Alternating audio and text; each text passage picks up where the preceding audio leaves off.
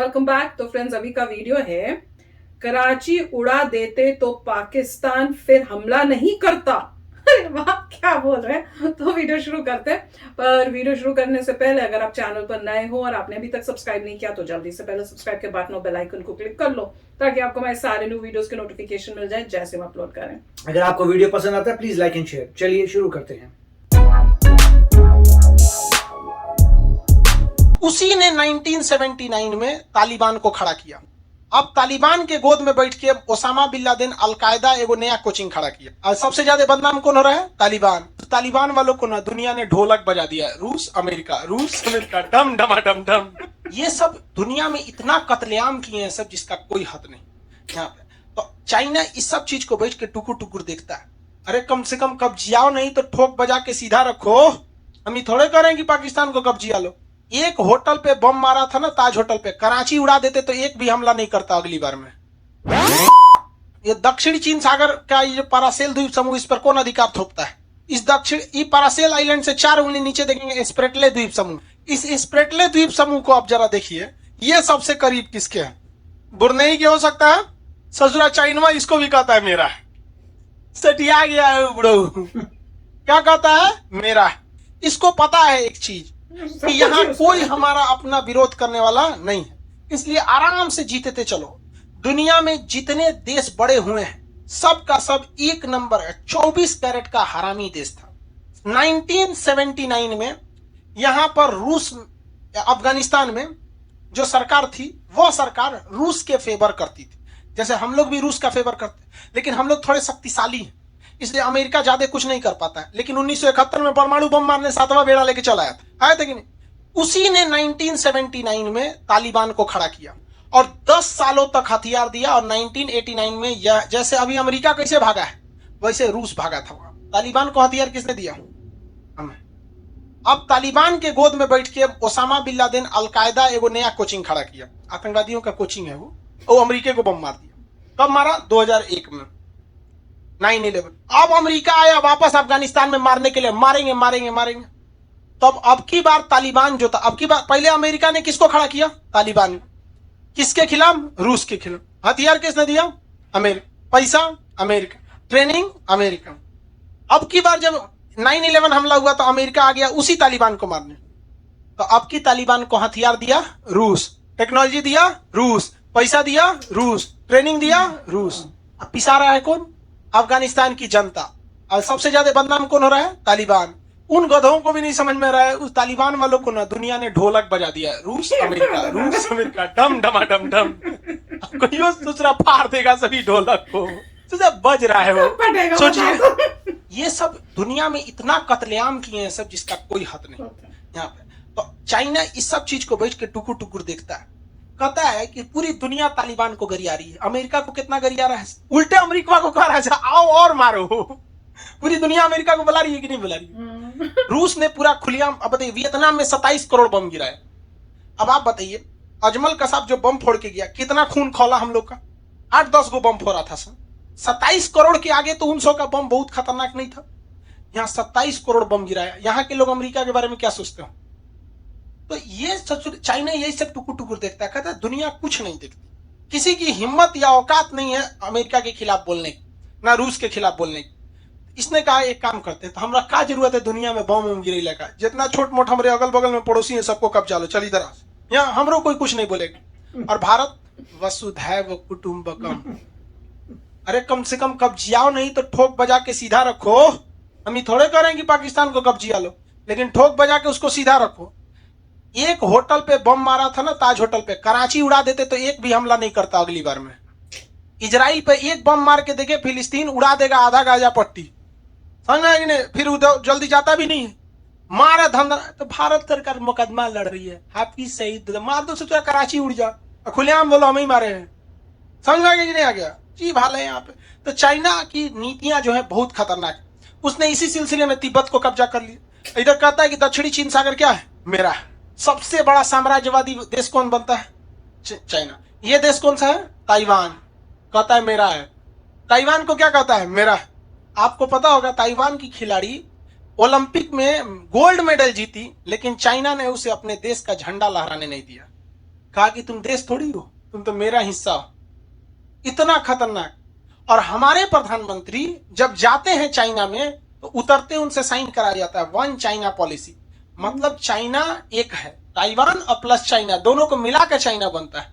और हमारे प्रधानमंत्री लोग साइन करके चल आते हैं। इन लोग को दिमागवा सठिया जाता है कि वन इंडिया पॉलिसी साइन करा ले कि भारत और कश्मीर एक ही है ना, चल जाते हैं साइन कर, हाथवा ईट के तूर देश। इस देश का भला तभी होगा जब कोई एक युवा प्रधानमंत्री बने, एकदम खौलता खून वाला ना। दो रोटी कम खाएंगे ससुराल, लेकिन ठोक बजा के रहेंगे, अगल बगल में नहीं देखते हैं, एकदम सांड की तरह रहो।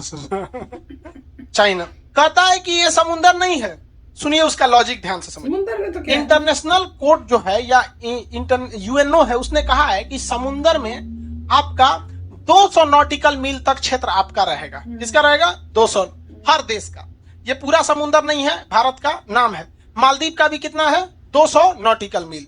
श्रीलंका का भी 200 नॉटिकल मील। तो ऊपर वाले में तो भारत है, तो ये लोग यहाँ पे ऐसे रहे, ये 200 नॉटिकल मील श्रीलंका का। तो चाइना को भी कहा है कि भैया आपका भी कितना रहेगा? 200 नॉटिकल मील रहेगा आपका भी। वियतनाम का भी कितना? 200। चाइना कहते थे पगला कहीं का, ये सागर नहीं है, ये मेरा जमीन है, धंस गया है अंदर, इसमें 200 नॉटिकल वाला जगह ही नहीं हटता है। गजब का मतलब थेथर आदमी होता है, इसी को आ जाता है थुथुर पे लाठी रोकना। कह रहा है कि वो 200 नॉटिकल वाला मील आपका बात सही है, लेकिन उस समुंदर पे लागू होता है। कहता है कि मेरा देश है, आप समुंदर मत देखिए। अब बाबा आदम के जमाना का नक्शा दिखाता है कि देखिए ये पहले हम लोग के यहाँ था, तो उस हिसाब से तो मेडागास्कर भारत में था, भूगोल के हिसाब से घसक के यहाँ आया है, एक बांध के खींच ले ससुराल रे। ऐसा थोड़ी होता है। लेकिन उसका मन बढ़ई कभी खत्म नहीं होता है, वो उल्टा सीधा देशों पर। जिसका सबसे बड़ा रीजन क्या है कि यहाँ का कोई भी देश, आप देखिए साउथ एशिया का ये कोई भी देश, ये सब एक साथ भी मिल जाए तो चाइना से हम मुकाबला नहीं कर सकते। अब भारत, श्रीलंका ने दे दिया चाइना को हम्बन टोटा बंदरगाह, तो चुपचाप देख रहा है। मार लाठी सोज हो जाएंगे, यहाँ पे घुसा के सीआरपीएफ वालन के उतार के लॉकडाउन में जैसे पीटा था सब, पूरा घुसा। ऐसा नहीं, पड़ोसी से देखिए, आप दोस्त बदल सकते हैं, पड़ोसी नहीं। दोस्त बाद में काम आते हैं, पहले पड़ोसी।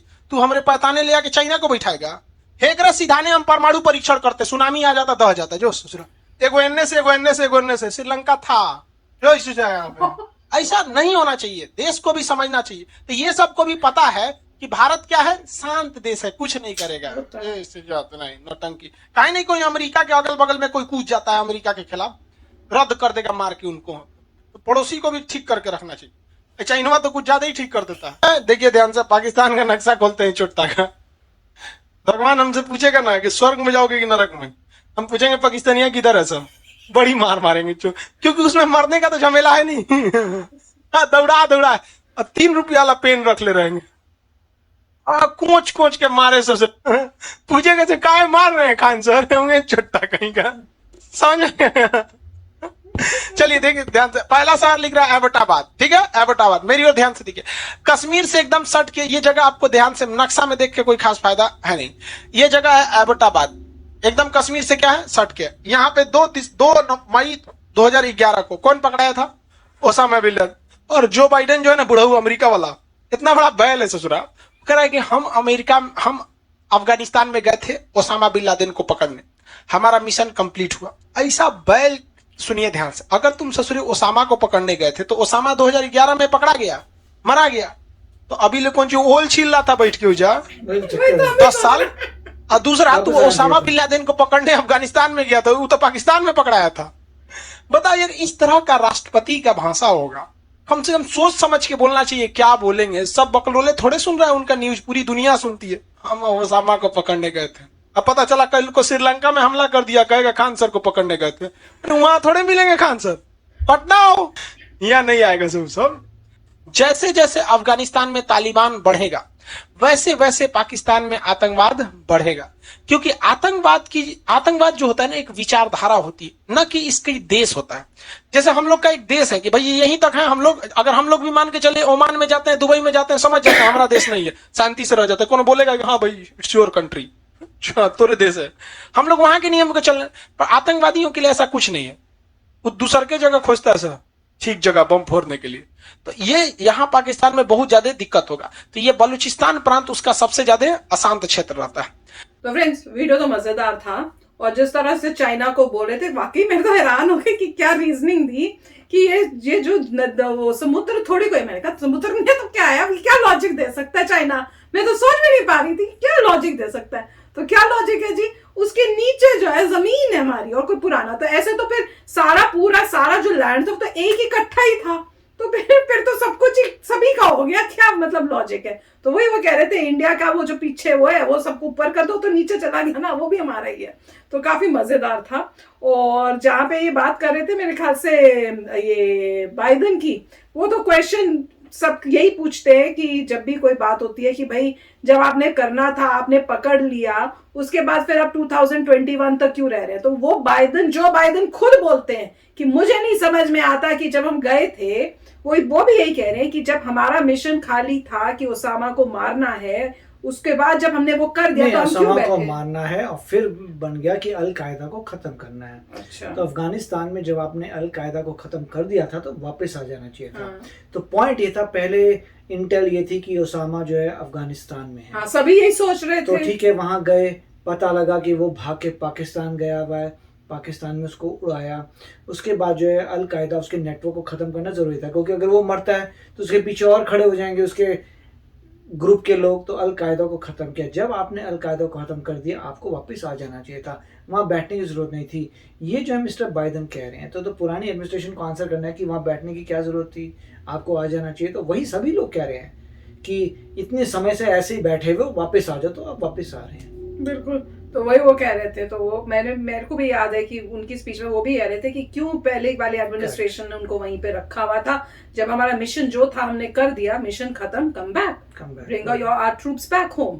तो वो वही बोल रहे थे। तो काफी मजेदार था इसमें जैसे ये बता रहे हैं। और सच्ची में चाइना तो ने तो कमाल ही कर दिया है। और जब उन्होंने क्या बोला था कि क्या कर दो, कि उनको बात तो ठीक है कि इंडिया का जो हर जगह पे जो होता है बहुत हम लोग उस टाइप से होते हैं कि पीसफुल हो, सारा हमारा ही है, उस टाइप के पूरा कुटुंब हमारा है, उस टाइप से प्यार से रहो। पर जो अगर आपके कोई कर रहा है तो उसको अच्छा नतीजा उनको दिखाओ कि तुमने ये किया, अब तुम्हारे को ये तुम्हारे ऊपर असर होगा। तो वो कुछ बड़ा भयंकर करो ताकि नेक्स्ट टाइम वो करे नहीं। और इजराइल का वही एग्जाम्पल दे रहे थे कि अगर इजराइल के साथ ऐसे होता तो क्या इजराइल ऐसे ही करता हो, इजराइल ने तो उसको पूरा डिस्ट्रॉय कर देना था। तो वही बात है। पर एनीवे अब तो गवर्नमेंट थोड़ी डिफरेंट आई है और धीरे धीरे वो अपना दिखा रही है कि भाई इस टाइप से हमारे साथ करोगे तो नतीजा तुमको करने। बिल्कुल, अगर तुमने कुछ किया तो फिर रेडी रहो हमारे एक्शंस के लिए। तो मजेदार वीडियो था, हमारा मजा आया देखने में। Very nice. तो चलो फ्रेंड्स चलते हैं, मिलेंगे नेक्स्ट वीडियो में बहुत ही जल्द। Till then take care and bye bye. तो अगर आप मेरे इस चैनल पे नए हो तो जल्दी से सब्सक्राइब के बटन को हिट करो और बेल आइकन को क्लिक करो ताकि आपको मेरा जब नया वीडियो मैं लगाऊं आपको उसके बारे में जल्दी से पता चल जाए।